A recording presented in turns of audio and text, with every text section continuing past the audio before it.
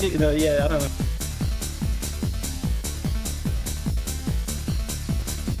So chat, we're gonna get started here in a second. Briefly, let me just get the right thing up on Stream Deck. Stream Deck. Google.com. How to podcast. All right. And now do the opposite. Hey! One of the oh, you think you're funny? He thinks he's funny. All right. Oh yeah, I think you guys are muted anyhow. So. Oh, thank you. You guys. Why are you guys beefing with? Why aren't we beefing with any wrestlers? We could probably make that happen. Yeah, who can we beef? I wanna beef with. I can beef with Evil Uno. Well, I wanna beef with somebody that's problematic. I wanna beef with. Problematic wrestler. Please try again. yeah, we'll find with some. I don't know. I was about to say Hogan, but that's an easy target. Yeah. Is there any anti-vax wrestler?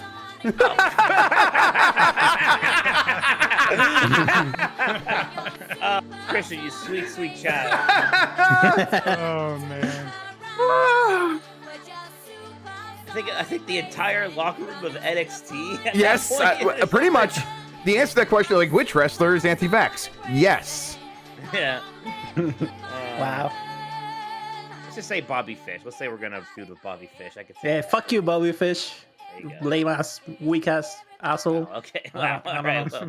Well, I don't know how to beef, to be honest. There's no beefing in yeah, I Argentina. can tell. You just switched. You straight are to friends 11. or you like fight, fist fights. There's no like back and forward.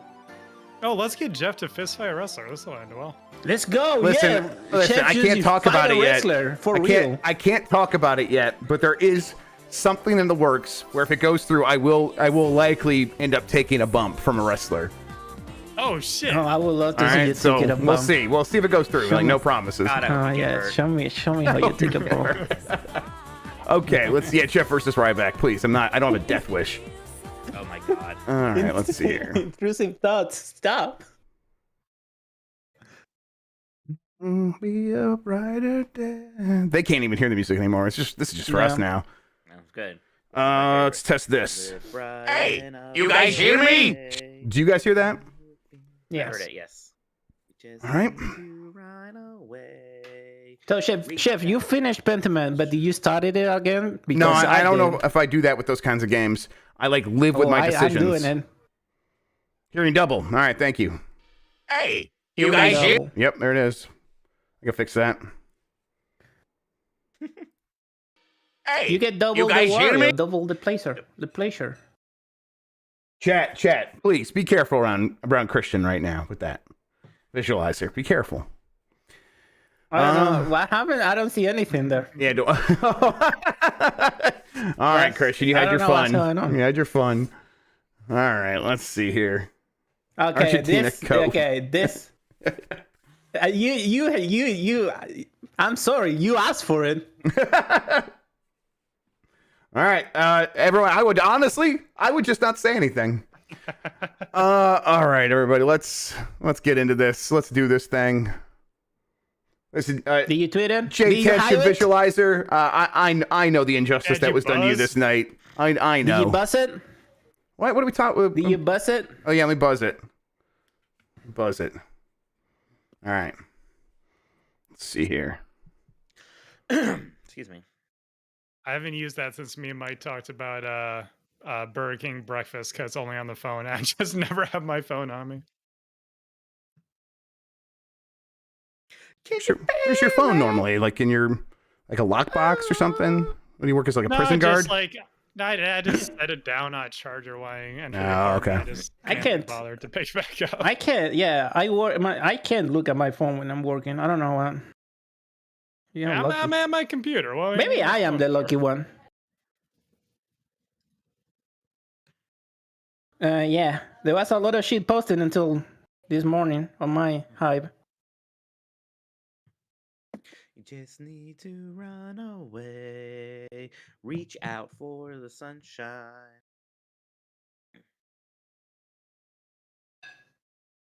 No, Jazz, but now I know. Thank you, and Jazz. It makes me feel happy. Wait, you guys, you're my favorite.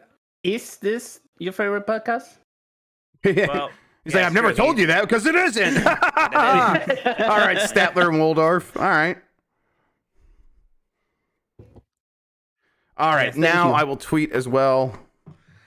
Sweet.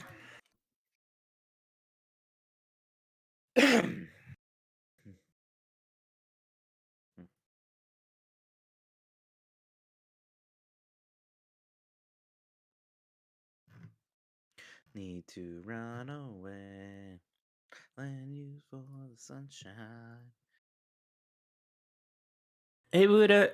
Everybody who made this song is on jail now. Did you not go see? Was Yuji not involved in Sonic R?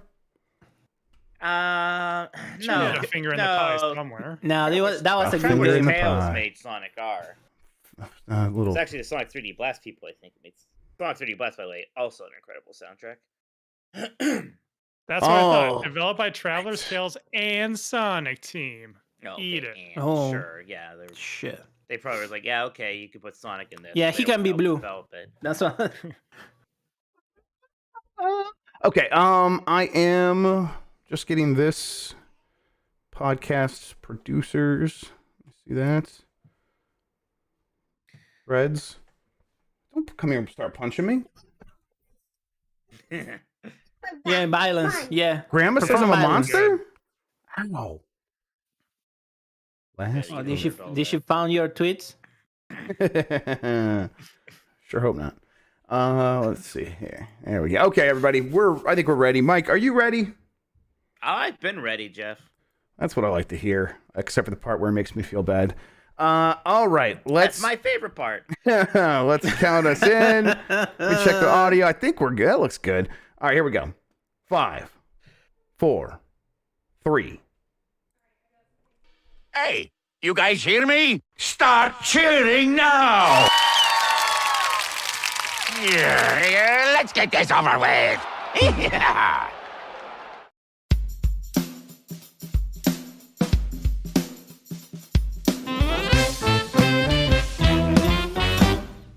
Woof woof. Hi, I'm Mike Minotti, and I am a Nintendog. Hi, I'm Jeff Grubb, and I'm a Nintendog. And we are the last of the Nintendogs. Today, we are already talking about Bayonetta 4 somehow. We have played Pokemon, at least I have, and we're going to talk about that. And also, we are looking at our favorites Wii Box Arts. Jeff, wait, have you played Pokemon? I don't think you have, huh? I am going to buy it right now. Let's see here. I'm going to keep Wow. my card out of... Maybe don't. No. I mean, No, you can't stop me. There we I mean, go. it's true. I cannot actually, but yeah, you're sure. right You there. go ahead. Are you All getting right. Scarlet or Violet? Which one did you get? I got Scarlet. Well, I'll get Scarlet too because I want to be just like you. Yeah. My brother AJ is somebody who that would drive him crazy if we didn't get the same ones. He used to like to really get upset, or he would used to put a lot of effort into make sure me and my brothers got like different starters. He wouldn't like it if we each got the same one. Wow. I'd be like, AJ, This sounds we don't very really Ash care. guy, by the It's way. very Ash guy. Yeah. Very, very Ash guy. What the fuck? $120. Okay, that's the dual pack. Yeah. All right. Yeah, Scarlet is the one with you have the red legendary Pokemon, which drives me crazy because Sure. he has like the giant wheel on his chest and butt, but you ride him like a horse. He runs, so it's triggering something deep in me. Jeff. I mean, It's Mike, triggering I've a level of hated hatred. that since the trailers. Like they showed that in the Yeah. trailers, and I was just like, "What? I can't. Why are they doing this?" And Why? the other one, you do get a motorcycle, and it does ride around like a motorcycle, right? Right. Yes. I just don't understand. You also get Caveman Mommy instead of Future Husbando. And I Sure. thought it was like Caveman Mommy, but then they actually gave her like fangs, and the fangs are just really throwing me off. I do not like the fangs. What's wrong with the fangs? It's usually fangs are a good thing, right? And No. when you're looking for Strong mate, is that what you want to say? well, for like a strong mate. dommy mommy. I mean, No, Dummy Mommies don't have fangs. if they no. do, that just makes them more dominant. I mean, what do you It mean? just makes them more like a vampire bat. I don't see the distinction. All right. Anyways, Jeff, why don't we get going here? As riveting as that discussion was, we got some news to get into here. This first one is kind of interesting. So Platinum, specifically Hideki Kamiya, is already talking about Bayonetta 4. I mean, the man's got to get paid, right? Like where. That's a good point, I guess. Do you really think a Bayonetta 4 has actually been greenlit by Nintendo? No way. Like they're gonna wait and see. They're gonna give that like a couple more weeks before they like get anywhere close to even having a meeting. Because I mean, Nintendo probably knows better than to say like, okay, the way things are selling right now is just all the video games' faults. Obviously, there's some stuff falling off because we're at the end of the Switch's life, and people are getting a little bit frustrated with the way things run. So, people like aren't even showing up for the really well polished games, necessarily like Sparks of Hope, which I think did fine, but it's not doing numbers, right? It's doing okay. Not doing Luigi Mansion 3 numbers. Yeah, right. None of these games are that are coming out right now, except for obviously Pokemon, but that's a whole other thing. So I don't think based on the performance right now, you can immediately greenlight. I don't know if you can immediately like cancel the possibility of a Bayonetta 4 either, but they have not greenlit one yet. No way. Well, I know this might sound shocking for Kamiya, but this might actually be him shielding himself from criticism. But so there, from a story by Maddie Myers at Polygon talking about this, which was titled, "There Will Be a Bayonetta 4, Despite Bayonetta 3's Controversial Ending." Maddie says that Hideki Kamiya, writer and designer behind the Bayonetta series, said on Twitter that Bayonetta 4 is in development, though in what capacity is unclear. Then here's a tweet from Hideki here. "I don't think it was unexpected at all, but it seems that the ending of Bayo 3 wasn't conveyed correctly to everyone. Oh. So I think Bayo 4 will be an unexpected development for everyone. After all, when Bayo 4 comes out, I'm sure there will be people who say, you added that as an afterthought. So I'll say it now. Although I said to look forward to it, I think that those who don't like 3 and become a maddened, poisonous radio transmitter should not touch the series in the future. I'm not counting on them as targets, and even if they like 4, it would be annoying if they go crazy again at some point." Okay, so I want to translate. First it was, we're all looking for who did this, all right? We're all looking for who made Bayonetta 3's ending not conveyed correctly, and then immediately into, but if you don't like it, fuck you for Bayonetta 4. Right. Which I am making 100%. Okay. Kamiya about it. Big surprise. Yeah, although, I definitely want to be counted. I haven't started Bayonetta 3. I do own it. I'm going to play it. I also by the way, I also now own Pokemon Violet also, by the way. Yeah. I'm going to play it, but count me among the poisonous radio transmitters out there. I want to be, that's what I want to be for Halloween next year. Absolutely. That's a great, man. Yeah, I mean, look, I haven't played this yet. I have not heard anybody come to the defense of Bayonetta 3's ending, right? So I don't know what it is and why people are so upset, but they are. It's funny for them to be like, oh, well, like, they just don't get it. Well, whose job was it to make sure people get it, right? Yeah, right. Yeah, come on, man. At this point, it is wasted energy to sort of get offended or even to spend a lot of time worrying about what Kamiya is saying. Like, this is just, we've gone through this a number of times. Sure. And it's like, yeah, this is how he's going to respond to things. I'm at the point where, like, he's not going to let the games speak for themselves, but I'll kind of, like, just bypass him and go play the games and see for myself what the games are. Bayonetta 3, I'm sure I'll enjoy it. I liked what I saw when I did the quick look with Dan on Giant Bomb. It looks like a lot of fun. People hate that ending, though. Maddie, especially among them, was one of the first people I saw speaking out about that stuff. So I'm glad that she wrote this story to follow up on that and kind of, say, hey, I'm the poisonous radio out there. But oh well. Poisonous radio transmitter. Yeah, that's good. It's poetic. Yeah. Well, on the news, Jeff here. Nintendo Switch Sports Golf Update will arrive on November 28th. Include a total of 21 holes from the Wii Sports series. This includes an elimination-based survival golf mode, which kind of sounds like Wii Golf Battle Royale, sort of, on a smaller scale, obviously. But yeah, but still sounds fun. After a hole gets eliminated. Yeah, Jeff, I haven't actually touched Wii Sports or Wii Switch Sports yet, which I don't feel that bad about, but not at all. Haven't even started it. I think it actually it's fun. A physical copy. Yeah.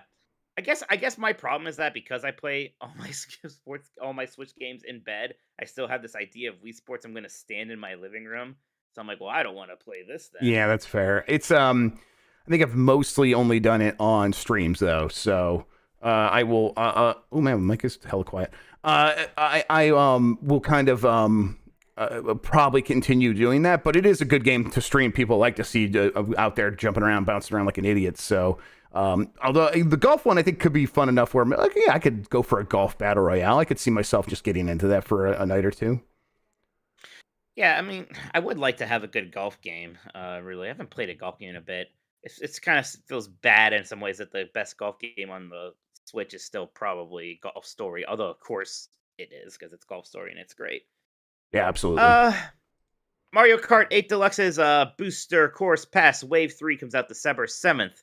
It is going to include Maple Tree Way from Mario Kart Wii, Rainbow Road from Mario Kart 7, Boo Lake from Mario Kart Circuit Tour, London Loop from Mario Kart Tour, Rock Mountain from Mario Kart 7, Berlin Byways from Tour, Peach Gardens from DS, and Merry Mountain from Tour. Jeff, are you looking forward to any of these specifically? They are not among the ones that I immediately would count as my favorite. I don't hold any grudges against them. I don't have, well, except for maybe the tour courses. I kind of wish they would only maybe do one tour course per one of these packs. Sure, I am glad that they have like that Christmas themed one, which I didn't know was a thing. So that's right. kind of neat, especially timely, you know. Yeah, that's I agree. That's the one of those that I'm actually excited to see because I love that theming, of course. To give me all that, but the tour courses I find like kind of confusing. The tracks change a lot each time, and it's not super well conveyed. And so I'm like, I learned the track on my first lap.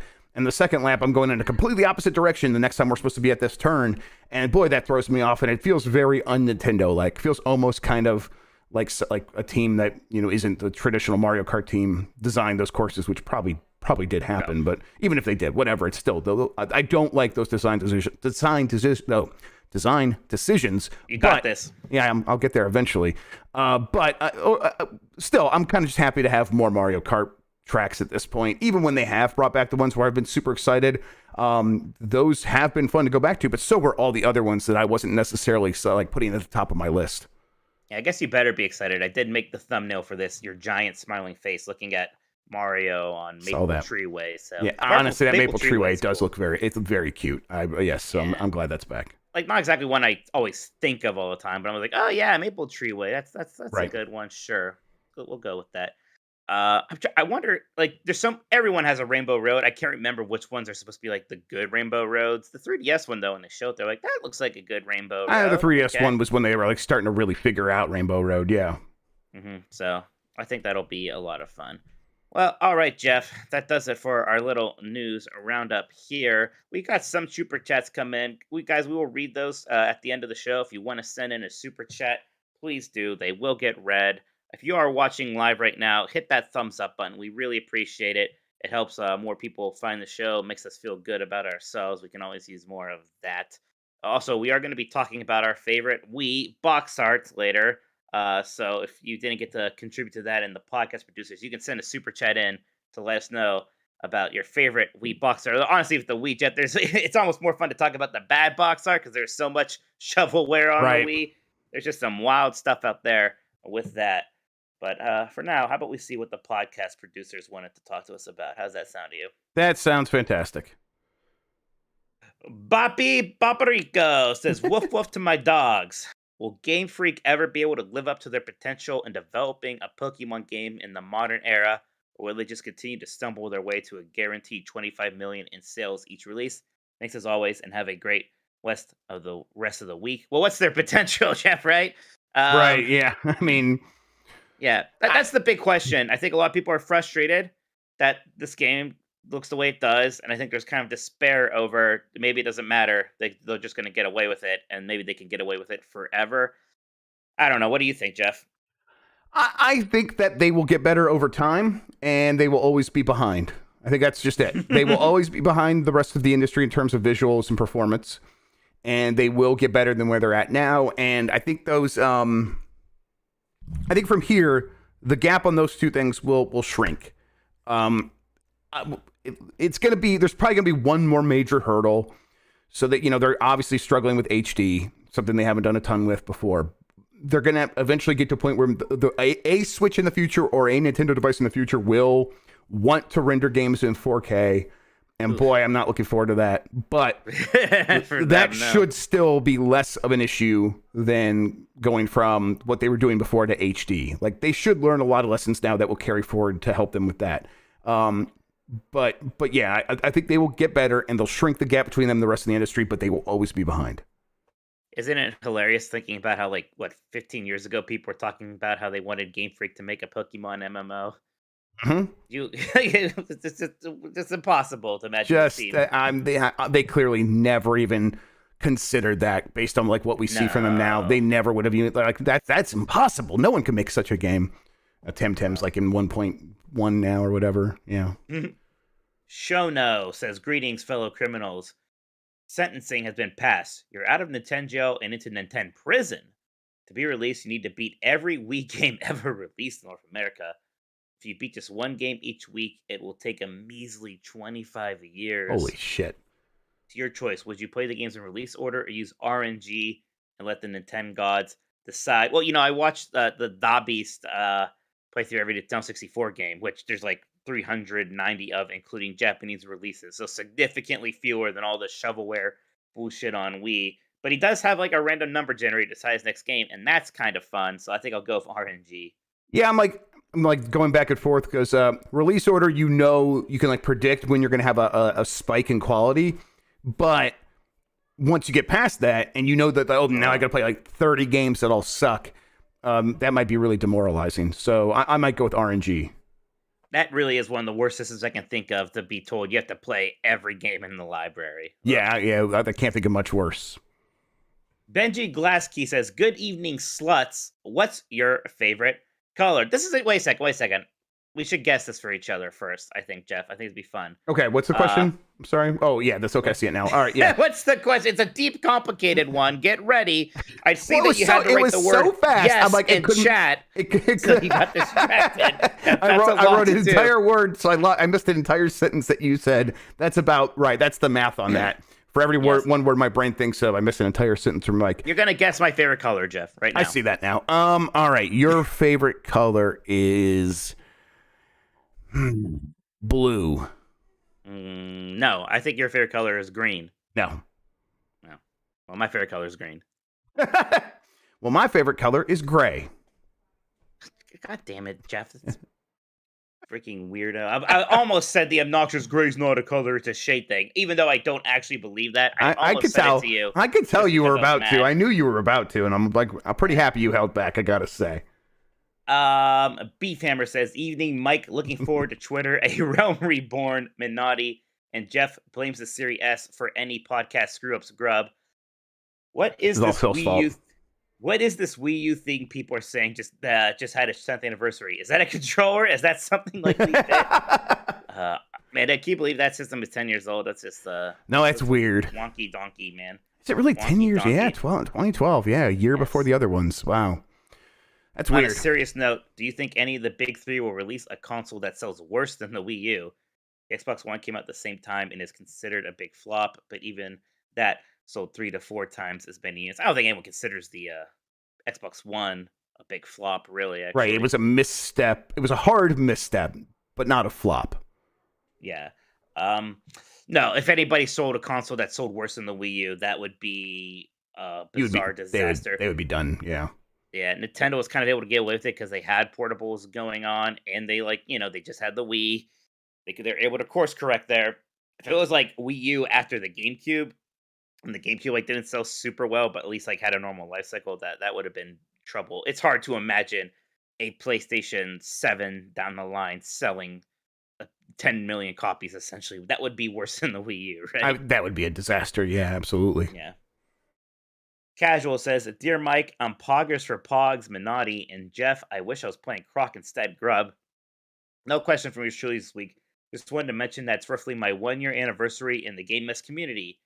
I immediately joined the Patreon the moment I could bring myself to stop laughing at this gem from Mike's extra live stream. Love you and all that you that makes me happy that me playing Daikatana on Twitch. So that means I've been starting streaming for just about a year then, because I only learned how to do that for Extra Life. I don't know if you want to play this clip or anything, Jeff, of me I'm on it. getting mad at Daikatana. Yeah, give me a second. I did very in the middle of the night. I think Turbo Sean was in the thing with me at this point. I always wanted to try Daikatana to see what exactly it was like. If it was actually as bad as people say, and it's bad. It's pretty rough. That might be an interesting Blight Club pick for you someday, Jeff. If you're ever mad at Dan. Okay, Google, add Daikatana to my to-do list. There you go. Thank you. Yeah. You're right. I need something to hurt him. All right. I think I have this set up. Let me make sure the audio is going to play.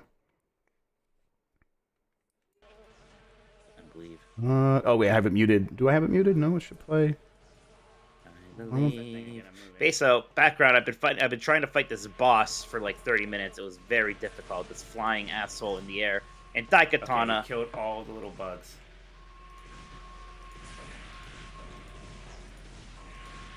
Look at this asshole.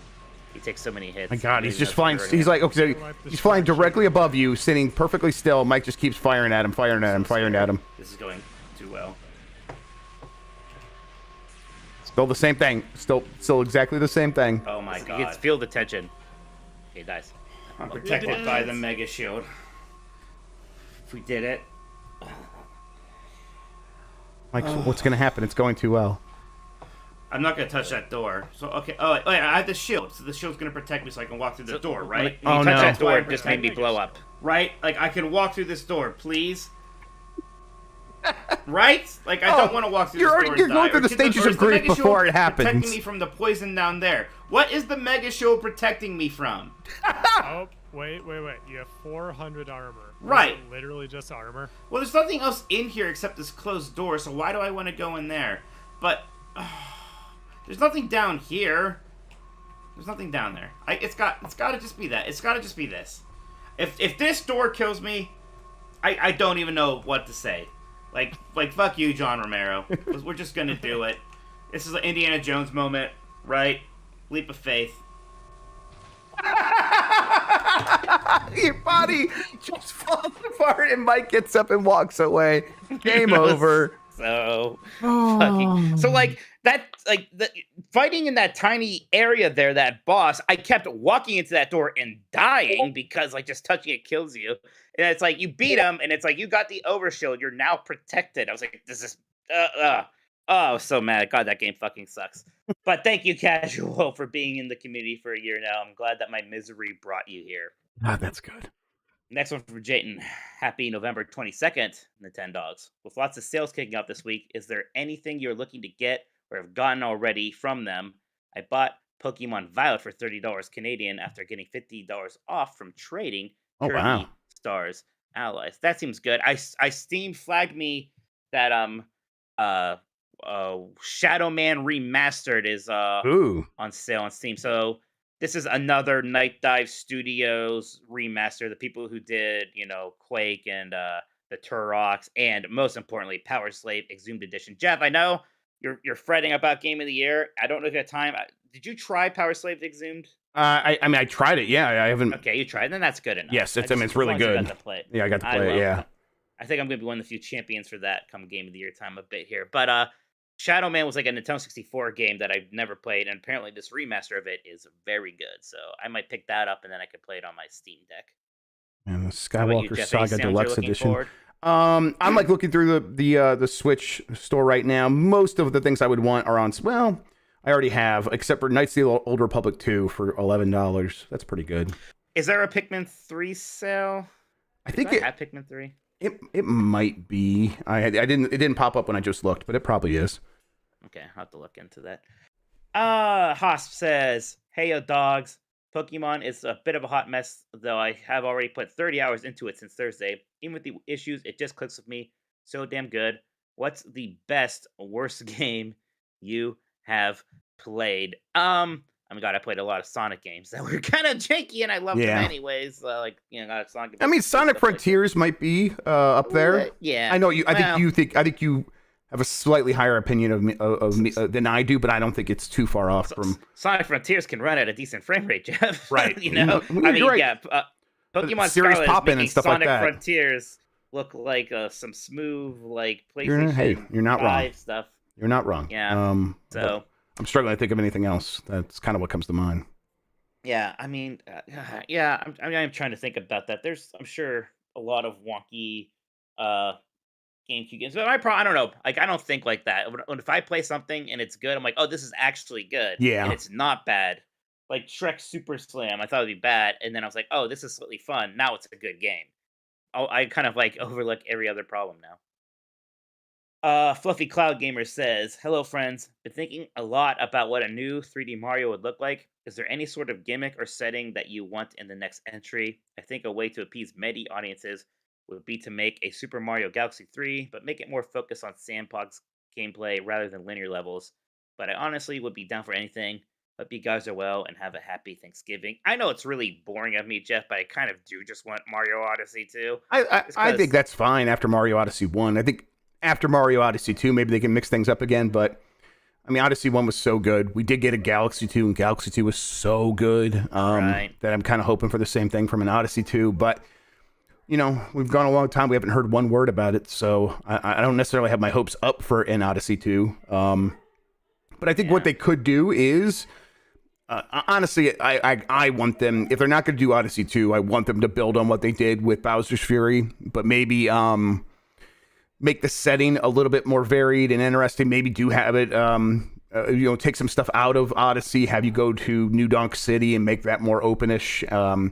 But I'm kind of at a point where there are a lot of forks in the road they could take with Mario, and I'm happy with any of them at this point. If they go back to just the course style design of Galaxy, I'm gonna be fine. This team is so talented. I'm like ready for whatever they're ready to give me. That's very true. If there's any like series where it's just like whatever it is, I am incredibly excited about already. It's the 3D Mario stuff. Yep. Excuse me, Jeff. One Up versus CPU says, for this week's Nintendogs React segment, please react to Sakurai's cat. Yes, I saw that he made a video about his cat, apparently. Jeff, I mean, I'm not going to get myself in trouble by saying mean things about a cat, let alone Sakurai's cat. So why don't you take 雑談といえど、 Yeah, sure thing. 何らかの形で今までゲームに絡めていましたが、今度こそはゲームと I'm 全 gonna く関 fast 係 forward ない here. 話です Okay, wait, hang on. そんなゲームの画像よ So りも my cat, Yes, fast forward. the video's freaking out. I'm sorry, という名前 everybody. なのですが、 Technically, her name is クラッシュ Fakura. と呼んでしまう Is that like割と長い付き合いです。 with a fur? Do they have puns like that in Japanese? The cat in the house, we don't go long without hearing the same 3 words. 言葉は可愛い。 She's so cute. Oh, she is so cute. That's a good kitty. 今回は Good kitty. ゲームに関係ない Yeah, 話と I し like て the little tutters. They're 幼少の good. 頃 Very の good フラッシュ tutters 映 on 像 the Yes. も cat. 含め Yes, ス the クリーンショッ fluff トや between the 動画を toes. You know, those are whiskers on their paws. They got whiskers on their paws too. Over here. I didn't realize you could have whiskers on a place aside from where whiskers. All right, Jeff, you're done there. Yep. Let's see. Yeah, you Give get me whiskers on you your give me a whiskers on the sensitivity I face didn't know I had. and the paws, and there was one that I think they can have it on. Oh, the things coming out of their eyebrows are also whiskers. Weird. Okay, then. Yeah. Good to know. Dr. Sus says, hey, Jeff, Marvel snapping while driving Grubb. And Mike has the maidenless life I wanted. Jesus Christ. And Naughty. The customers often speak one thing with their mouth and another with their wallet. What's up with that? Everybody's a hypocrite, and people it's easy to act on your anxieties, and then it's easier to act on your desires once your anxieties have been alleviated by the product actually coming out. I mean, it's kind of real simple stuff. There's FOMO, there's and there's anxieties about, like, before something is here, you can imagine every single problem with it, and it's so easy to get mad about it. And then when someone shows it to you and says, hey, okay, well, but do you want to play it still? Most people are gonna be like, well, yeah, I still want to play it. Right. Especially since you don't have to announce to everybody that you're going out to buy it or whatever. You could just easily go on the store, download it digitally, and no one needs to know unless they go and look at your trophy list or whatever. Everything was summarized by that boycott Modern Warfare 2 Steam group, right, Jeff? Yes. Whatever that was. Yes, the greatest image in the internet history, absolutely. We all learned so much from that. Vision 49 says, is it too cynical to think the sales numbers for Scarlet and Violet are going to drown out fan and critic feedback. This is, again, I kind of said before, there's just like a lot of anxiety about this. So this kind of like they're gonna get away with it thing here, and I don't know. I still feel like I don't know if it's ever gonna be like Nintendo's gonna be like, or Pokemon Company are gonna apologize and give us like the cyberpunk like letter and roadmap or anything like that. Yeah. Yeah, But probably not. I mean, even the worst case, I'm sure they must be thinking, okay, we maybe have to make sure the next one can look better than this. And maybe if it even means doing something relatively drastic, like 4 years instead of 3, maybe we do actually have to do that. But I mean, it is also a world where maybe they can just say, well, I mean, it's fine. Ultimately, I don't know. Maybe we just missed the next time we can do it in 3 years easier. I don't know. Yeah, I mean, it's probably pretty easy to talk yourself out of a lot of problems when you're making a lot of money. So it's going to be pretty hard to break that cycle. And then Sonic F OST fan, which I think means Sonic Frontiers soundtrack fan, Stan says, "Hi Mike, making weird dragon hybrid babies like Donkey from Shrek, Minati, and Jeff, game journalists are too stupid to solve simple puzzles. Grubb, thoughts on the Platinum Games making Ninja Gaiden rumor? Think there's any truth to it? People's reaction to the idea seems split, very positive or negative. How would you feel about a Platinum Games Ninja Gaiden game?" I didn't see this. I mean, I've seen the Ninja Gaiden rumor. I didn't see the idea that Platinum would do it. I don't know. I actually don't know. I don't think I like that. I think that Ninja Gaiden specifically doesn't necessarily feel like a Platinum game. That's a very distinctive, different kind of action game to me. I mean, look, they can maybe do it anyways, sure, but I'm not crazy about that. Yeah, also is it obvious? People are saying it seems too obvious to be true, and I mean, well, it's obvious in the sense of like who's the first developer you think of when it comes to like action ninja game, I suppose. Yeah, but I mean, the first developer that comes to mind when I think of Ninja Gaiden is Team Ninja. Yeah. Yeah. So like, why would Team Ninja just not make it? Right. Right. I mean, I know they have projects in the They're pipeline, very busy, but still, like you would just not make it in that case. Yeah, exactly. So I don't buy it. Screaming Madden says, "Hello, Mike. Can't wait for The Rock versus IGN at WrestleMania. Minati and Jeff. It was me who got Yuji Naka arrested. Grubb. Well, it might be unlikely that Nintendo will unveil anything at the Game Awards. What would be your two's biggest hope for Nintendo Game Award World Premiere? I can see Jeff losing his shit over a new Rusty's Real Deal Baseball, but it's a prestige game. I mean, what I really want is the new Mario game, which must be relatively far into development at this point. Yeah. And, they're holding off on announcing it for something, whether that's the Switch 2 or just getting past Zelda or whatever. I want to see that game. I could tell you my dream announcement. Do it. Shadow drop of Metroid Prime remaster. Yeah, that would be pretty good, actually. That'd be pretty choice right about now. That would solve a lot of problems. We could use a win. Velocity Prime says, "Hello to the dogs this fine holiday week. With the return of Iger to Disney, I am once again seeing economists speculate that they should buy Nintendo. This seems absurd, but do you think the change in leadership there will impact game production, even a return to more internal development?"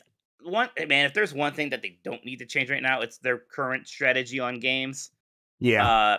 So I don't think they will. I think there's a lot of problem areas at Disney right now, especially with Parks and Resort, and worrying still about that Disney Plus content machine.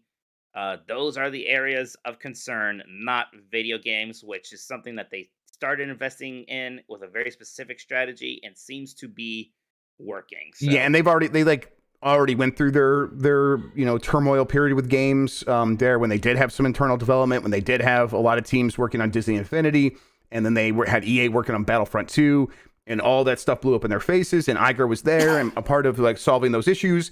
He's not going to turn to games to be like, let's find the problems here. Right now, gaming is not the squeaky wheel at Disney, and so if Iger's there for 2 years, he's not going to give it a lot of attention if he doesn't have to. And I think that makes sense. Like, you could just let Jedi Fallen Order, Jedi Fallen Survivor come out and do just fine.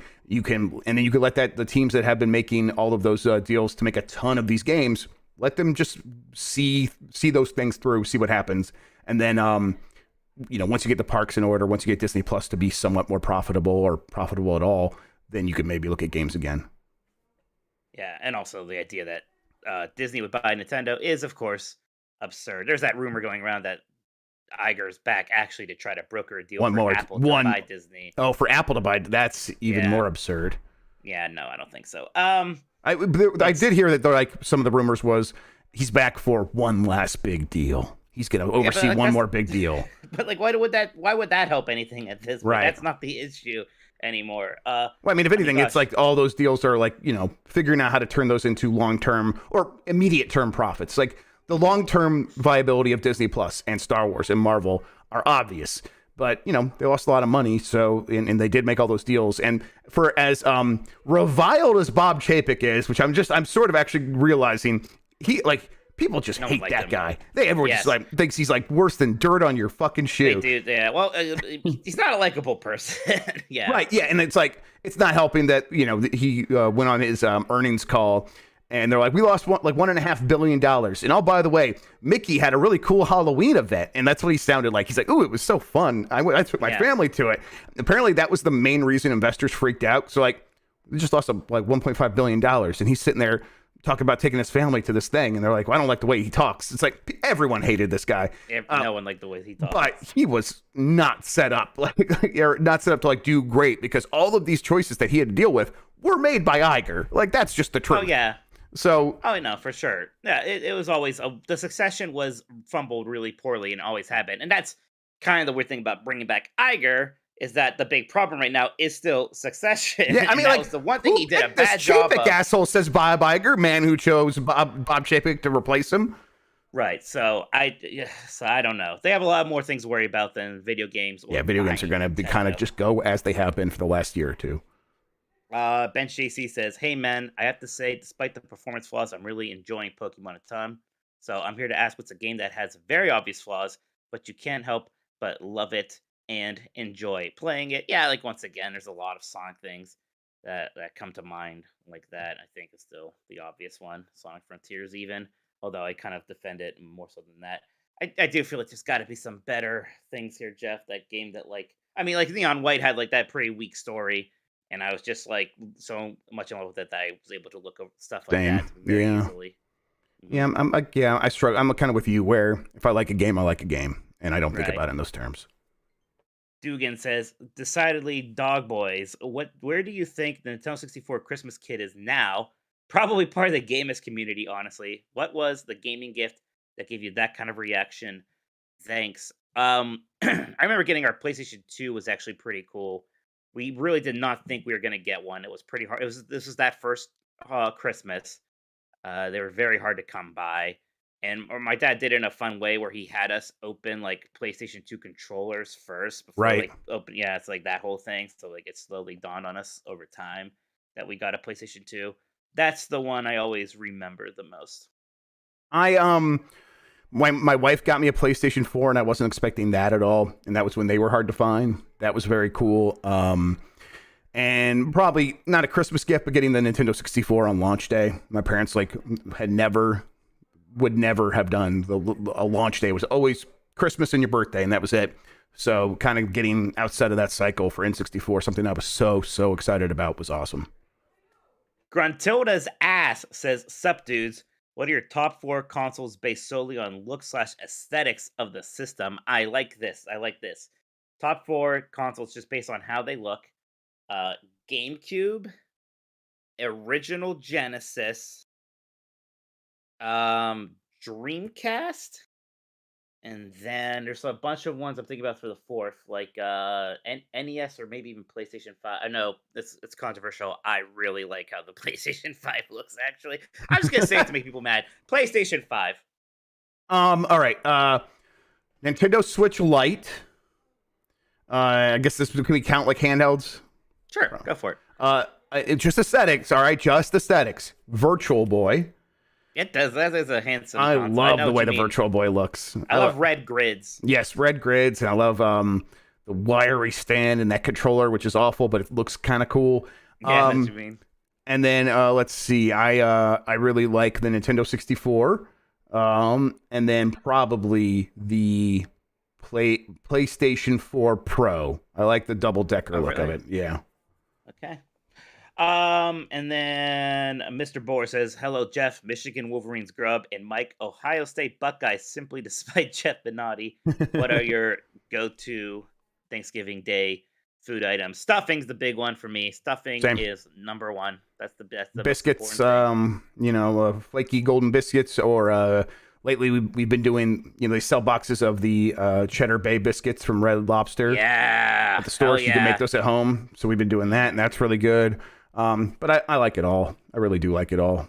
I like it all. I really like Thanksgiving food. That's your favorite holiday, you said. It is my favorite holiday. Yep. Yeah, Charlie Wolf 5 says, "Hey Jeff, can't host a Nintendo podcast because the Switch has been stolen by children." Grubb. I had to, Mike, before the show started, I had to go find where she put it so I could buy Pokemon. Yep. That's incredible. And Mike, wall meat is better than Thanksgiving turkey Minotti. I mean, wall meat looks very good. Dry. I bet it's dry brined and injected or something. God of War Ragnarok's game director has stated that he'd love to make a Castlevania game. Yes, he did. Konami let him. What would you all want out of a new Castlevania? Sony, Santa Monica developed or not? Would you want 2D or 3D? New Belmont, a returning Belmont? Where in that timeline would it be? What chance would this actually have of happening? Jeff, I want to say this first of all. If the guy who made God of War and God of War Ragnarok, giant hits, and the guy himself is pretty much beloved, I always forget if it's Balrog or Balrog. Barlog. If this guy is like, I want to make Castlevania, how does that just not happen? Can't we It's make not. this It's happen? not him. It is the one that. It's the guy that directed the second one. The director, okay, Eric Andre, which also isn't right. I know it's not Eric Andre, but okay, that makes more sense. So, and I think it also speaks to your question, where it's like Cory Barlog wants to, probably can, if the director, who is not quite as instantly name recognized, I can't remember his name, Eric Williams. Right, that's right. Is that right, J. Arthur? Then like it maybe doesn't just happen, but I would still like to see it. I agree. I do not need a God of War clone style Castlevania game. I would want them to maybe go somewhere in between God of War 2018 and God of War 3 and do that with Castlevania. I think that could really work. But, right. I mean, I don't know. ultimately prefer a 2D Castlevania game. Now, if it was this guy, then I would rather he make a 3D Castlevania game because he's pretty good at that stuff. Yeah, exactly. Yeah, I mean, I don't know what I would want a new Castlevania to be. I wouldn't want it to be rebooty. I don't know, really. I don't want a Lords of Shadow, right? I would either want it to be like remakes, or let's just actually slot things back into that timeline again. Let's just pick another point in history where we can say, I mean, I think you do another future one. Do another one where like you could get a handgun. Near future? Yeah, near future. That'd be pretty cool. Yeah, I think that'd be fun. Lenny Cool Dick Denver says, "Hey, large bags of meat. In honor of Death Triangle versus the Elite Best of 7 match, what is a game you've replayed multiple times? Also, what would your luchador names be?" Oh, that's a fun one. Luchador names. Can we do this, Jeff? Is this cultural appropriation if we have luchador names? Probably, but I feel like we could do it anyhow. Okay. What's a luchador name like? Yeah, I guess that's a good point. I don't know if it's there's not necessarily a formula. Can Jeff be my luchador name? Hello, I'm Jeff, the luchador. Jeremy G said El Mito in chat. Yeah, maybe we will just be El Bifo and El Chiso. How about that? The queso and the bifo. Okay, yeah, I like it. Yeah, there you go. I mean, I've played Super Metroid a lot of times. I think that's like, if I think of a Nintendo game that I've replayed multiple times. Same with Mario 64. Those are ones that I go back to quite a lot for single player games. Yeah. What is the game you've replayed multiple times? I mean, a lot of them. But it's like, Elite Beat Agents, Donkey Kong Country, Super Mario World. I mean, I play Super Mario for many years there. I was playing Super Mario World at least once a year. I don't know, but a lot of times I'll pick something up and I'll play Super Mario. Yeah, Streets of Rage 2, absolutely, a million times. Oh, like the Mega Man games. Like I played Mega Man 3 and 2, like probably 60 times each, stuff like that. Yeah. So, those are games I played so much. Like, I got a couple hours to kill. I'll play through Mega Man 3. Yep. Fish and Love says, "Good evening, Mike. Main character Minotti and Jeff, side character Grubb. We currently only know of 4 confirmed first-party games for 2023. Fire Emblem, the Kirby remake, Zelda, and Pikmin 4. What do you see realistically also coming out next year, and what do you predict as the big hitter for the holidays?" I mean, I guess here's the question. Like, last time the main Mario game came out like 6 months after the main Zelda game. Is it really still possible that we get a Mario game as the big holiday release this time next year? Probably not. No.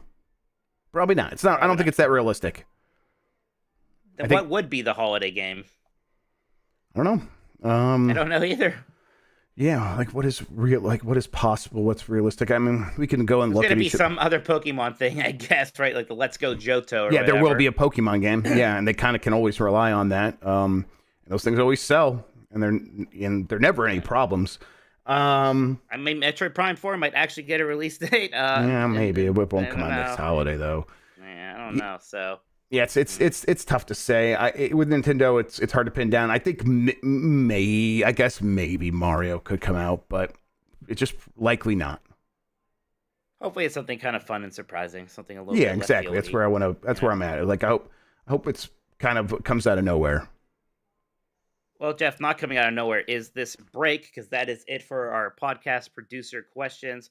We'll go take a drink and a pee. We'll be back for part 3. I mean 2. That's a Spam-A-Lot reference. I don't know if you ever saw Spam-A-Lot. I actually started listening to the soundtrack. It's very funny. It's very good. I got to see that one on Broadway. Ooh. So let's take a short break here, Jeff. Then we'll come back and talk about some Wii box art. How's that sound? Stick around, everybody.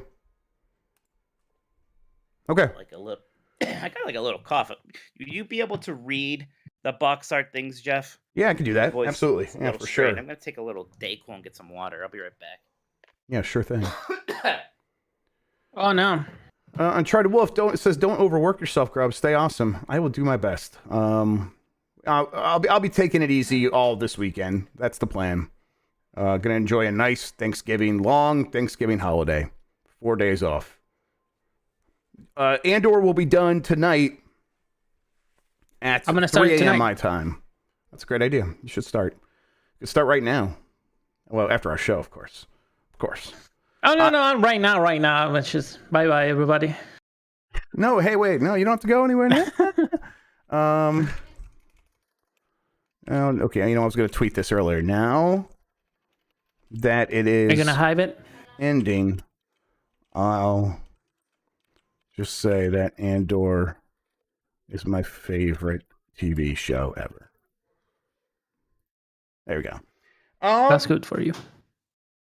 Thank you. I'm glad you're happy for me. Let's see. I had to be happy for something nowadays. It's fun to watch you die inside. Let's see here. You piece of shit. All right, there's that. The Shake Dimension. Man. What? I should play Wario Land. Shake It. That's Shake It, right? Yes. No, but no, that means I hate it. I hated every second of it. Of what? Andor, my favorite show ever. Oh. the Dr. Evil character on there yet? I wish. God, I wish. I couldn't believe just how much that sounded like Dr. Evil. It's just exactly Dr. Evil. He even does an air quotes bit. Yes, he does. The so-called, and it's like, wow. It was Cone, right? I think it was Cone that did the actually put it over Dr. Evil, and I just could not believe when it was matched up with his motions and everything. It's like, no, there's zero difference, actually. Okay. Actually, you know what? Entertain the folks. I'm going to take just a quick break. I'm going to run over here and grab a drink. Wow. Do it, you coward. You won't. I'll entertain nobody. Nobody can. Mike, do you like Andor? I haven't seen Andor. I don't know. Too bad I don't think people can hear my tin whistle still. Yeah, that setting is still broken, unfortunately. So you gotta turn off. I'm not gonna mess with crisp. Settings. Yeah, I'm not messing. No, crisp is. I don't know what it is. I'm not turning anything off. It's a button. Yes, Wolf. I do like you. You're good. You are fine. I don't know why I have this cough all of a sudden. There's nothing to worry about. Oh, Jeff loves the edgelord Star Wars. You said it, not me. I don't know. Andor must be good. Everybody seems to like it. Maybe I'll watch it during the holiday. I'm gonna start watching it tonight. Maybe. I want to see him kill random people. Everybody hit that like button. Let's get us to 100. Okay, I'll do it. I'll like the video. Oh, It has an animation now. Really? Yeah. see it. We went to the 2000 celebration at Epcot during New Year's Eve, and it was a nightmare. Do you know anything about those events? Now, I was at Disney World was I there for 4th of July or something once, but I don't know about some historic 2000 celebration. I mean, New Year's Eve thing. I'll have to look into that. All right, let me get the thing ready, and then we can bring it back. It's actually looking pretty good. These are all pretty much vertical, right? Okay.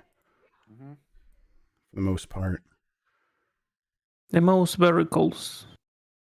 All right, Mike, you can bring it back whenever you're ready. And we are back. Jeff, we are going to talk about Wii Box Art now, which isn't necessarily a platform I think of when it comes to amazing box art, but it sure has a lot of games, which means a lot of boxes, right? Yes.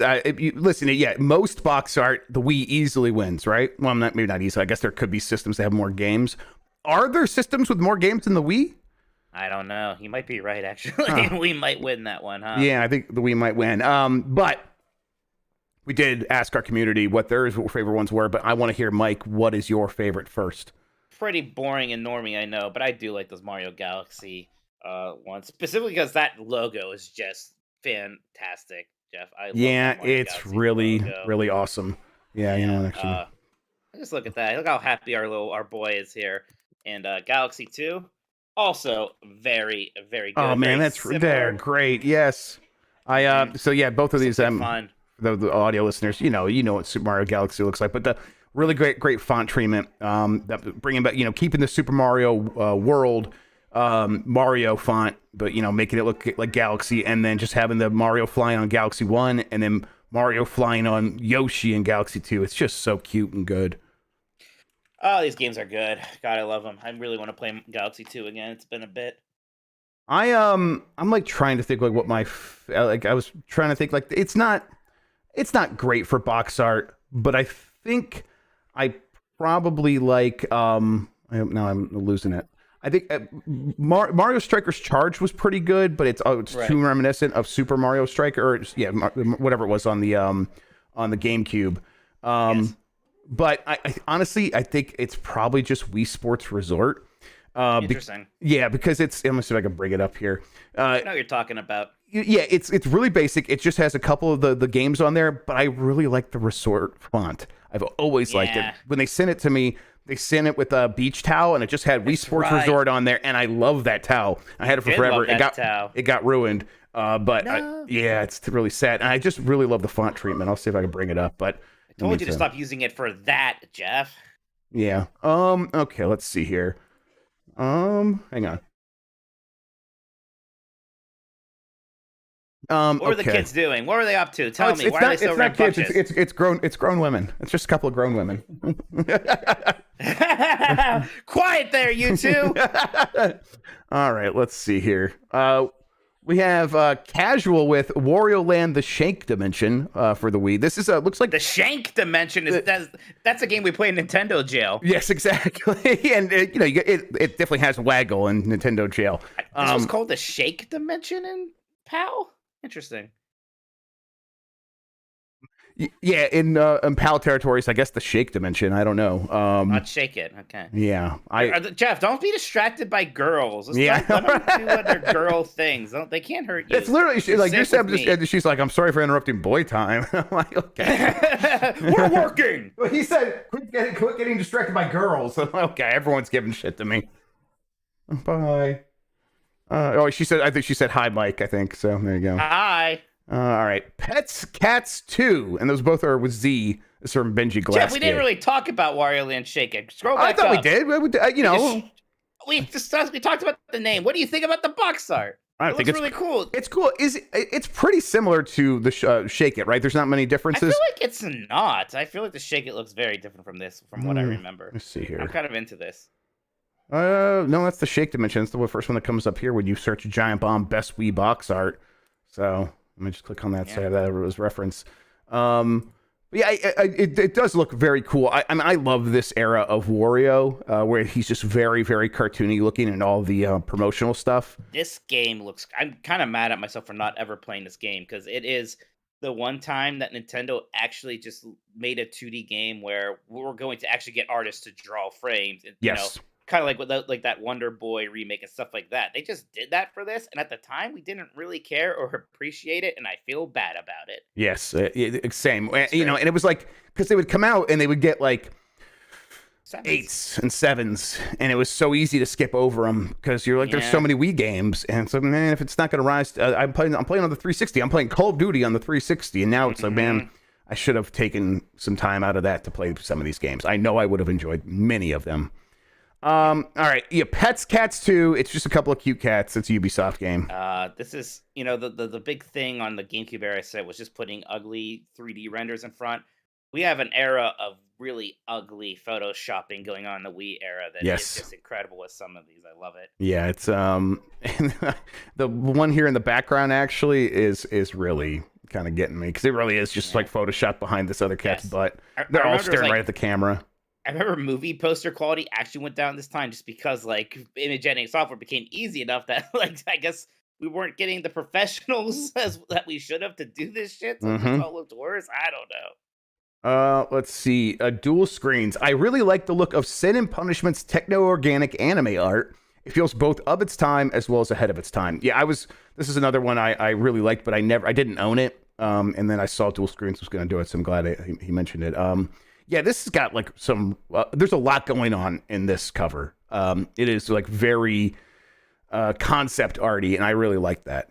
It is, like you said, though, it is a lot going on. Maybe a little too much, in terms of like actual things happening. But it is pretty. It is good. Yeah, I mean, it's at least like there's a technical, skill to what they're doing with it. That is just really better than that one with the cats. Better, for sure. Better than the Ubisoft cover with the one with the cats. Peachan says this box art is so good they made the rest of the series out of it. They did, yeah. The Xenoblade Chronicles with the Monado sitting in the ground there. Yeah, this is one I actually did think of. Very simple, very cool, and yeah, they just basically mirror this for all of the sequels since then, and it works really well. Yep, it is. I don't know. It makes me think like, oh, this game's probably for me. It's probably actually not for me, but the cover definitely makes me want to play it. It's got a really cool sort of gradient going from blue to green here, from the big blue monster in the sky down into the clouds, and then the very green grass with that red sword sticking out of it. A lot of cool contrasting stuff happening there. Bonus, it also is the best disc art on the console, which is something we probably could even do separately from all this stuff. But that is very cool. Any disc art that like factors in the whole is beautiful. Yes, absolutely. That's actually the highest form of art in the world. Michelangelo can suck a dick. Absolutely. That's our motto here is Michelangelo could suck a dick. And for people wondering, for the audio listeners, the sword that has the circle in it was the Monado. Is that really what it's called? Monado, yes, sir. The circle inside of that sword lines up with the circle of the disc. It's pretty good stuff. Breadfish, deadly creatures, and it's just a snake attacking a spider, which I've seen this a million times. But like, I can't believe THQ went bankrupt with beautiful ideas like this. What the fuck is this? God, people like Deadly Creatures. I think that Deadly Creatures 2 came out, and people were excited about that. I had never played Deadly Creatures, so. Yep. All right, great. Yep. Man. There you go. Now you know. What do you do in this game? Do you eat I think you just make Deadly Creatures fight. It's like if a Spike TV show was a video game. That is an incredible pitch, Jim. That's yes, basically I know what it is. Exactly what you mean. From Pablo Cos, I have a soft spot for Mad World's cover art. Also, the guy looks like Marcus Phoenix from the Gears of War series.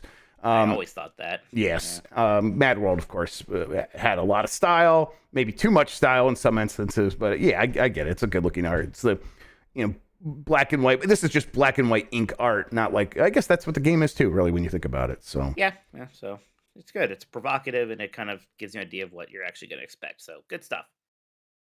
1UP versus CPU. I love the Okami cover because if you look closely, you could see the Amaterasu is about to eat the IGN logo. I remember. Capcom at its finest. This was like a controversy, quote unquote, at the time, because man, IGN coming up all sorts today. First, The Rock's beefing with now this. For people who don't know, apparently Capcom, like they can't see it on this video that we're showing you, but there. They took the key art for their cover of the Wii version of Okami from like IGN's like database, so it had an IGN watermark on it. and they kind of got rid of it, but but you could still see it. I remember they had to mail people like replacement cover for it. That sure was a thing. And that was like in a series of things. There's one of versus CPU in chat says Capcom or Capcom, which is like how they wrote it. They misspelled their own name on the side of, was it a Mega Man game that had the Capcom? Yeah, that was it. Yeah. People ask us questions a lot, Jeff, like, oh, what's like a game everyone loves that you can't get into? And I always freeze at the time and can't remember. Okami might be a good answer. Oh, yeah, for you too. Okami's a really good answer for that question for me as well. I have tried multiple times. I think it's a game. I think we both of us say we both feel like we should really like it. Yep. And I get like 5 hours into it and stop. I don't even get that far. Honestly, I get to the first like drawing puzzle and I'm like, I don't get it. Okay. Obviously I've tried a couple times, but I've not really spent the time to like Google like how do you do the art in this game? From Hosp, hard for me to look beyond this. It just pops, and of course that's also the Super Mario Galaxy cover, which God, it really is gorgeous. Beautiful child. Yes, it's really good. Fluffy Cloud Gamer, not among my favorite entries, but I think it may be my favorite Animal Crossing cover art. That's Animal Crossing City Folk, which is very, very cute as well. It's got the leafy greenness of Animal Crossing that's at the top and the bottom, and then that Animal Crossing City Folk sign where the City Folk is hanging down like on chains, and then just a bunch of it almost looks like a highlights illustration from like Highlights magazine in the background. I really do think this is great. Loses points for those disgusting apples, though. Hey, I mean, it's a game about collecting apples. You don't have to actually bite into them. You can just pick them and sell them. This is a good one. This is actually probably what I was thinking. Yeah, I thought you might have come to this one too. Yeah, Diogo RP, some love for the Punch-Out Wii cover. Action-packed, vibrant, and fun, just like the game it holds. That is very true. This is a game that is vibrant and fun and action-packed. And boy, the cover really just captures that. I mean, it's a game about amazingly animated characters, and they just put all of those characters many of those characters right up front. Behind Little Joe or Little Mac. Little Mac. Little Joe. You're a fake Punch-Out fan. You called him Little Joe. What's the one? Is because it's in Super Punch-Out. Is his name Little Mac? I think for some reason I haven't played Super Punch-Out as much for whatever reason. I don't remember. I know he doesn't look like Little Mac. That's for sure. Yeah, this is really good. Yeah, but also fake fan for sure. Yeah. Arrest All of the Sonic team says, I also choose Okami since a Capcom intern seemingly downloaded the image for the cover art from IGN's website. And that's what happened, I think. So. Here's the apology one. Right. Capcom sent out reversible replacement box arts upon request as an apology. This is the version on my copy, and it's really good. Let me expand here for people who are looking. This one's just really, really great art with a lot of that does cherry actually blossoms. Look really good. Yeah. So there you go. Made up for it at least. Yeah. Who knows if the game's any good? I wouldn't. Screaming Madden, since Wario Land Shake Dimension was taken, I'll go for a box art for a game I never owned, but still dig the art, and that is Kirby's Epic Yarn. A sweet, yarny pink boy just unzipping the box art. That is cool. Yeah, the zipper cool. line there is neat. Yeah, the zipper line goes along the Wii strip that's on the top of every single box art. It's the zipper's right there, and it's already half unzipped by little yarny Kirby. It's but I mean, these games are pretty forgettable and slow and a little bit interminable, but they had such a cute aesthetic that they were really eye catching, and that hasn't changed. This is still really, really cool. All right, from Super Harman. I didn't own a Wii, but my girlfriend did and was a big fan of this underrated game. Fun, colorful cover, too. It's Little King's Story. I know people really like this game. But this is cute. Yeah, I do remember people talking about this one. I didn't play it, but it has fans for sure. Yeah. From Jayton, the Super Smash Bros. Brawl box art is not only my favorite Wii one, but also my favorite from all of the Smash Bros. Games. What do you think, Mike? I like the dramatic framing of Fox in the back there. Just like already the Final Destination Fox no items seems to have taken root. I don't know. I'm a fan of that. Yeah, it's just like they're all bursting forth out of the background there, and yeah, I don't know. It is pretty cool. From Bench JC, I feel this bounces off the original Galaxy box art. Well, if you know the first Galaxy box art, you immediately just see it's going to be that amazing game, but just so much more, and that's exactly what it is, and that is and it was amazing. I agree. That's a really good point. It's like they are obviously referencing what happens in Galaxy, but just having Mario flying up the screen, but this time he's on Yoshi, and there's a Yoshi like blowing air in the background and a couple of islands, and it does just look like, oh, there's so much more promise here. From Dugan, Mario Kart Wii, because I cannot think of a cover that shows Nintendo characters holding a system controller, really pushing the gimmick hard on this one. And of course, sure were. Yep, and they're just holding the Mario Kart Wii steering wheel controller. Yeah, that's pretty. I guess that is pretty stupid weird when you think about it. Yeah, because we all use that thing for like an hour, and I was like, okay, but really, honestly, I think this is why I didn't buy the game. I never bought Mario Kart Wii, and it was just like, oh, that's like they want me to do the waggle steering control. Obviously you didn't have to play it that way, but that's just how I viewed it. So, like, I'm good. This is from Lenny, Cool Dick Denver. Remember when Mistwalker made console games? I remember. And this is the box art for The Last Story, which, boy, that is very handsome. Yeah. I never played the other two Project Rainfall games. There was Last Story and Pandora's Tower or something like that was the other one. I forget. But yeah, that looks very pretty. Very Final Fantasy-esque. Yeah, absolutely. We've seen this same era, the Final Fantasy 13 box art is literally just a picture of lightning. It's as boring as possible. So, man, I did not know this one existed, or I had not seen it before. I don't think. Mr. Bowler, we've seen some box art that was better in Japan compared to North America, but in this case, Mario Strikers Charged, I think it's better in Europe, or it's Europe that got the better box art. Bowser on the European box is downright terrifying, and I agree. Like this. Is pretty good for the North American version, but boy, this Mario and having Bowser up here, really, really good. Also, it says Mario Strikers Charged Football, and I don't know, there's something about that looks really, really cool. No Daisy on either of those covers, though. Yeah, okay, it's kind of a failure. You're right.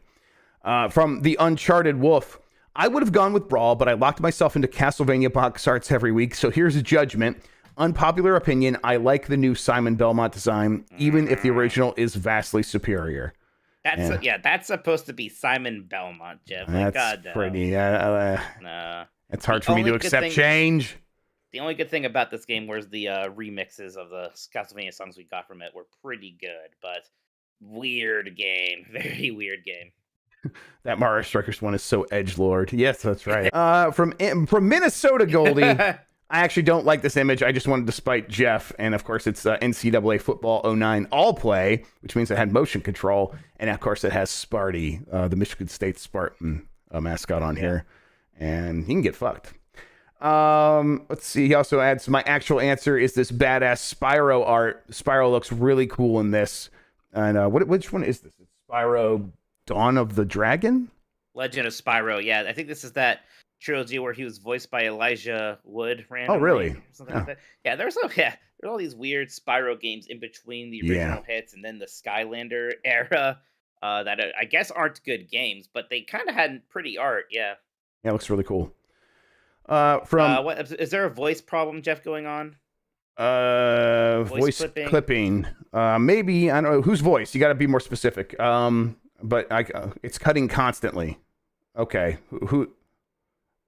Everyone does F5 fix it?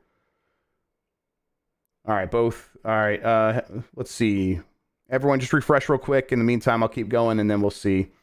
Okay, from Dr. Suss. I think it was a YouTube issue. Okay. Dr. Suss, there's nothing particularly special about the Mario art, but the fact that this box was full-blown red when all my other games were white made it clear that Nintendo thought they had something special in their hands. I loved it, and that's New Super Mario Bros. Wii.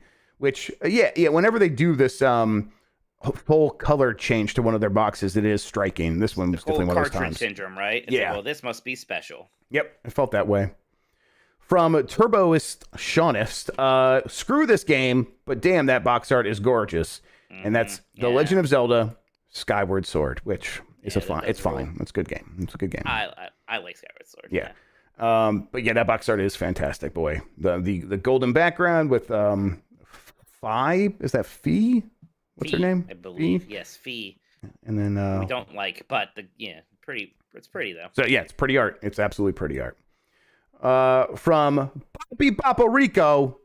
I mean, talk about endless talk about endless possibilities marketed right out of the box. This game really had it all and made it feel like you had an orchestra in your living room, and it's Wii music, and that is actually pretty good art. It is very evocative of something that the game does not actually accomplish. We need to somehow play Wii music together, Jeff. We gotta Can make you that beat happen. Wii music? Can you roll credits on Wii music? Yeah, because if you can, maybe I'll make Dan play that for That'd be something. Blight Club. Yeah, we could play Wii music together. We'll make that happen. Oh, nice. Fish in Love, out of the ones not named yet, my remaining favorite is for the game I otherwise care very little for. You're not alone on that, Fish in Love. Disney Epic Mixie? Disney Epic Mickey. Mixie. Wow. Mixie the Clown. Mario really is more popular. You don't even know this guy's name. Yeah, this is great art, and this is the art that I think we first saw for the game, right? Or very early on. Well, there was like the leaked art that was like really dark, like Monstro the Whale with like a half decomposed spaceshipper from Epcot on his back, and like that stuff in this kind of got me more excited than I should have been for this game. This game is fine. Also it's got what's his name working on it, and gosh, Iron I made Warren Spector. I made him ride yeah. Space Mountain with me at the preview event for this. Yeah, that's a really cool cover, and like there's a lot of cool art in here. But then it's a Wii game. It doesn't look very good. From X-Core, since all the heavy hitters are taken, this one gets overlooked from a lot of people. Kirby: Return to Dreamland, and yeah, it's of course it's great. It's good. It's fine. I mean, Kirby is always a good boy. I'm glad he has his angry eyes on. He's taking this seriously. Yep, he's gonna really bring it when he has his angry eyes. From Dominic Malta, I sadly don't have another story about me crying at GameStop like last week over the GameCube Bounty Hunter box art, but my favorite Wii box art has to be Metroid Other M. Specifically, the Japanese version. I just love how Samus looks like she is staring directly into your soul. I bet you do like that.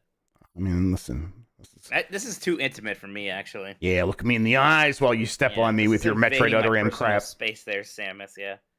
I'm glad I finally got to make you play Other M. That looks really good, though. Look at like when you're actually holding it. Oh yeah, that's pretty nice. That is really nice. Way that kind of like it goes all the way to the edge and doesn't have that strip at the top. I guess that's the Japanese box arts, but whatever.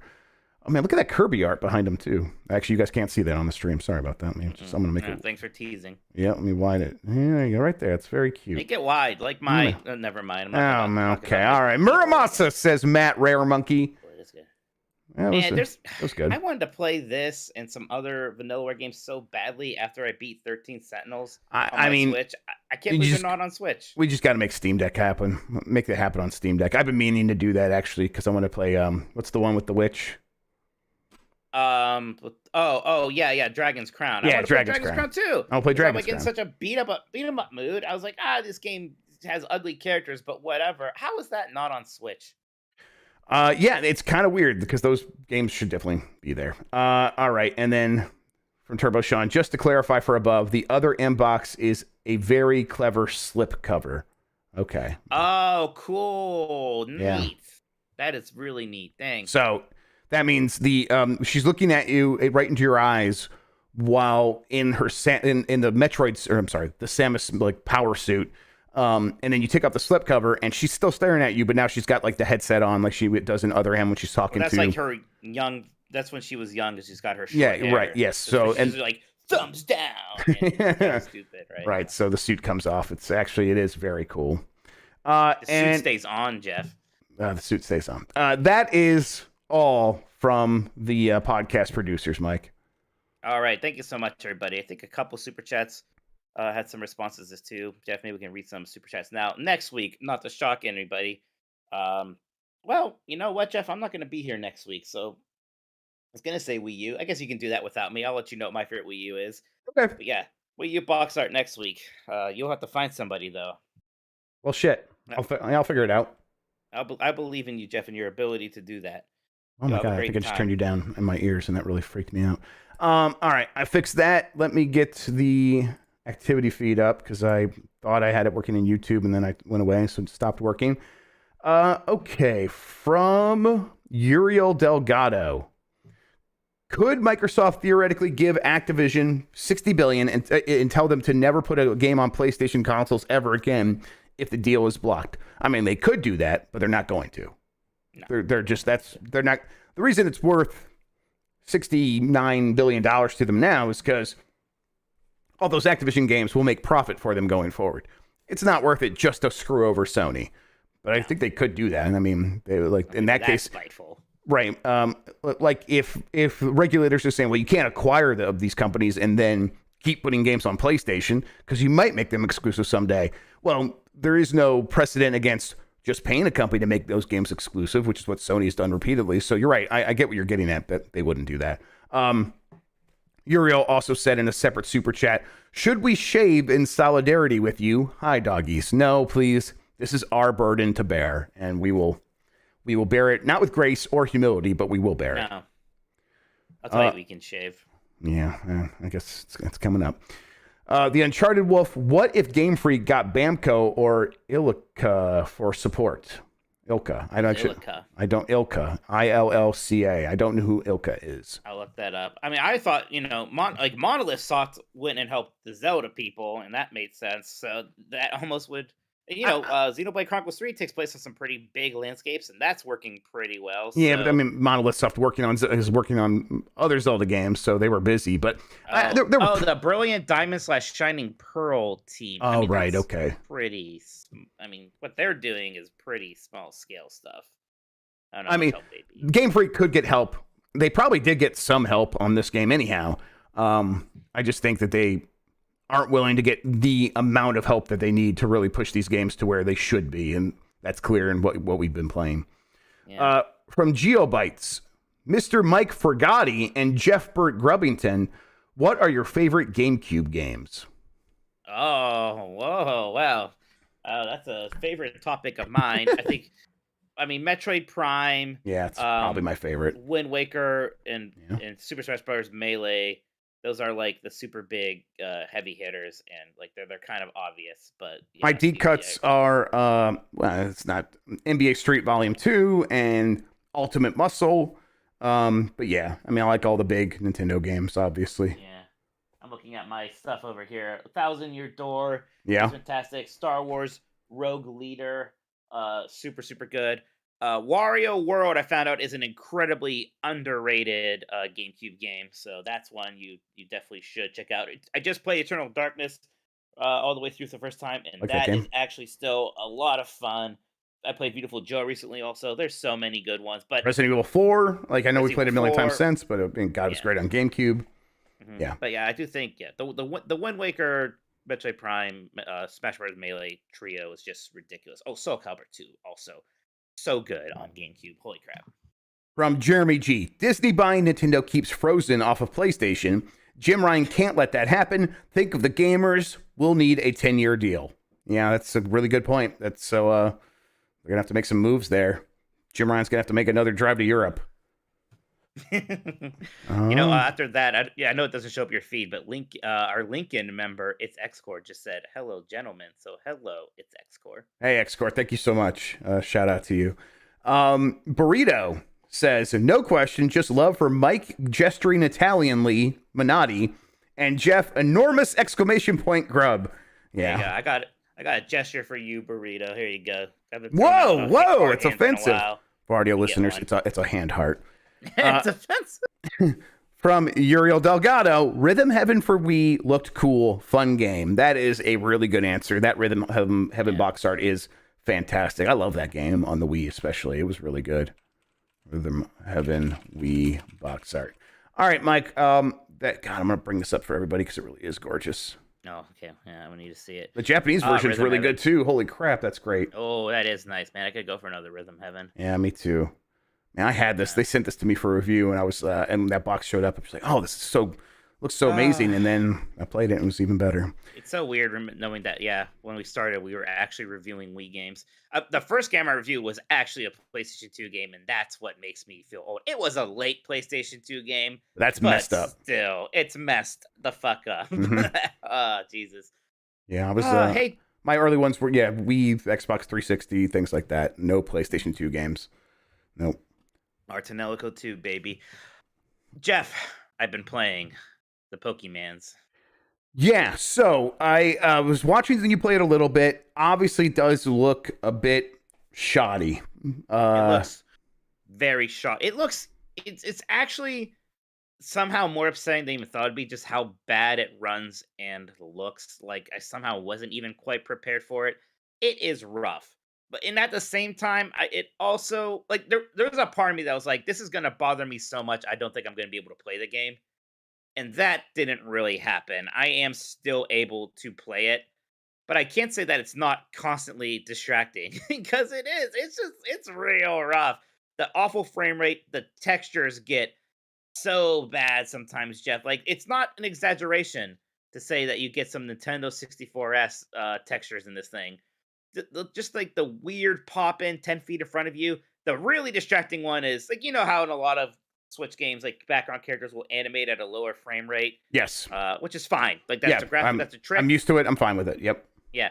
There are people in the foreground sometimes just randomly doing that shit, and it's like, Oof. what is good? Like, it'll be like when I'm indoors in a classroom, like, all my classmates will be like moving in their chairs like this. Like, just don't make them move then. Why is this happening? Yeah, right? They're sitting down, right? Like, why even draw attention to it? Right. So I like did you see the hot dog eating animation? Yes. Like, what the fuck? Right? Like just don't do it like that, please. Right. Like, just abstract it more. Like, don't try to do it and then make it terrible animation. Abstract it even more. Just have a thought. Have a text bubble come up. Say they ate the hot dog, like that. Right. But also, all that said, to me, it's almost charmingly bad at this point. It is almost, and that's me liking broken little toys. But see, Jeff, I would be okay with that if it was like, oh, look, some asshole like 5-person indie team made they tried to make a Pokemon game. No excuses. It looks so stupid. It's charming, right? But just fucking Game Freak. No excuses. The shadows, Jeff. Yeah, full price. It's not charming. 100%. So atrocious. Yeah. The shadows, the shimmering, and the texture.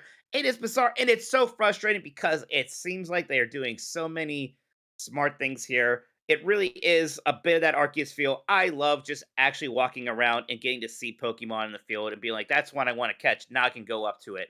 I like not having to do random battles. I really enjoy the whole structure of, here are like the 3 main things you're going to do. And really, even these 3 main things are basically just go and to these different places and fight these different Pokemon, and now go over there and do that. That is great. I like that. This game gets you on that track relatively fast. I still feel like it could have been faster. Like they have this whole you're going to school thing, which makes it feel like you're going to do a 3 houses or a Persona here, but you don't. So I don't know why we even bothered with this whole school thing, but whatever. It's fine. Let's get to it. You know what is actually saving it a good bit for me? Maybe this is the thing that's helping me get over how bad it looks, is the soundtrack is very good. I am really jamming to it. I think because, at least to my ears, it kind of has Dreamcast era vibes, this music. Okay. I don't know if that's just me imagining something, but I'm enjoying the music a good bit. Oh, Turbo Sean's maybe the school becomes more relevant later. Ew, that sounds like disgusting post-game content. Oh, Sean. Man, for fucking weirdos? Yeah, right. Come on. Yeah, I know Toby Fox worked on the score, and I'm not sure like which tracks he contributed to or what. There is I am really liking nostalgic. And I know a lot of people have always liked Pokemon music. I like Pokemon music, okay. I've never fallen in love with some people, but already very good tunes in this one. The field music, the battle music, good. Oh, just Sean's like play like 2 more hours. Okay. Well, no, fuck me then, I guess. I'm you know what? I'm looking forward to it. I know Jan was like, he's a long time Pokemon fan, and he's just not sure where he stands with the series anymore. And to hear him be like, I was enjoying it, and then I stopped enjoying it.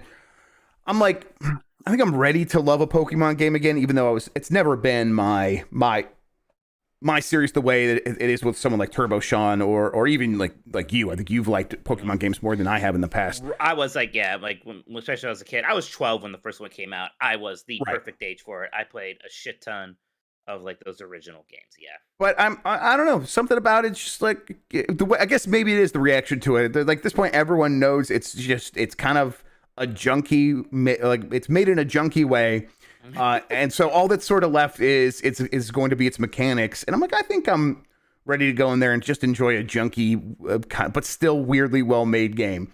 And obviously well made, very like lots of caveats there. Inexcusable. I don't know how many times. It's just inexcusable what they've done here. And yet I just spent $60 on it. So what can I do? What can we do? And is there anything to be done at this point? I don't know. I have no idea. So I want to play some more of it, see how I feel kind of, because again, I really did just get to that part where I kind of got dumped into the open world, really. So I want to go out there. I will say, I think the Pokemon starter at Final Evolutions are once again hideous. So that's a disappointment. But what are you gonna do? But yeah, I still have fun like going around being like, oh, here's this Pokemon. Should I put him in my team? Because I already have a fire type. I don't have a I just like that stuff. It's fun. It's stupid. The basic Pokemon formula has always been kind of fun, and whenever you make a game like that, I want to like it. So, yeah, we'll dig some more into this. And maybe I'll report back after vacation, Jeff. And see same here. I'll play some of it. We'll talk about it next week. So Jonathan says the Sprigatito line is great. Sprigatito evolves into like somebody who you see at a sex party, Sean. She even has the mask. She has the sex party mask. I'm with Mike on the evolutions. They look real rough. They're all of them are just too human. They are too human. Oh shit! Let's get Dennis Dyack. Yeah, the one that actually looks like a monster still looks stupid. Yeah, no, like me and Jeff railed against this before when we did that tier list. I like when they look like monsters. Yep, me too. I think they even actually, god damn it, make the duck a half fighting type at the end. Jesus Christ. That should be literally, they should go to jail. Stop doing that. Mike, I want to let's do this before we finish the show, just because I haven't had much time for Switch games. I finished Pentiment, and then I went right into playing Atari 50, which might be on the Switch. I don't know. Is Atari 50 on the Switch? I think it is on the Switch, and apparently I might need to actually play this because it's fantastic. Boy, it's real good. Yeah. If you just want, if you are all interested in the history of video games, this is kind of a can't miss. And the way that they present it, it is so friendly to being a video game or being on a video game system. I'm in love with what they've done here. I'm going to go through this whole thing. I'm going to read every single thing. I'm going to watch every video. I can't wait. I'm like at the beginning and I'm into it, but I'm also thinking I can't wait to get to the Jaguar shit. I know so little about that, but I've always had such a fascination with it. So I'm really, really digging that. Honestly, I think if you, it could play it anywhere. If you can play it anywhere, play it. But yeah, it seems like it would fit great on the Switch. It's going to be just a cute little mobile museum in your pocket. And definitely check that out. See, I guess at first I was like, I don't really care about Atari, so whatever. But right, like it's just the idea of it as this museum piece. I was like, you know what, that sounds fun. Also, again, it's been very JRPG heavy, and that's even really kind of hurting my ability to play Pokemon. Like aside from the graphical thing, I am just burnt out from having beat 80-hour long Xenoblade Chronicles 3. Oh, which, by the way, I beat Xenoblade Chronicles 3 finally. Yes, yeah. I did do that. And you still hold that game in very high regard after beating it, right? So I do. I think the last third of it was probably my least favorite part. The game has a problem where the big emotional payoff actually kind of happens 2/3 of the way through. I think you've heard people talk about there's this big moment, and it is very intense that nothing else really quite matches up to that. There's some things about the ending that are interesting. Yeah, that picture. I don't want to... No spoilers. Jeff, I almost wish I could. Because just to explain to you what these sickos did, it's incredible. But we can't yet. Okay. Remind me maybe in a year. But maybe Game of the Year time when we do something special. Maybe. We'll talk about it then, maybe. Yeah, Florida. But I still like it. The problem with... Xenoblade 3 and all the games, and this was really getting to me combat wise, is that the mechanics, every boss fight is the same in that you're not actually dealing with bosses or their mechanics. You're just playing the combat system. You're just kind of doing your thing, and whatever the boss is doing is kind of not important. You're just whacking them. And every boss is a pinata, basically. Right. That you're just kind of whacking. and you're hoping that he's not whacking you back as hard. And that was something that started kind of sticking out again, an hour 70. And I still think that these games are always too long. I know I got some pushback for saying Xenoblade Chronicles 2 is too long. I think Xenoblade Chronicles 3 is also a bit too long, but definitely my favorite of these three. It will be in like my top 10 for sure. I did like it a lot, even if it by the end I thought was getting a little tiresome, I suppose.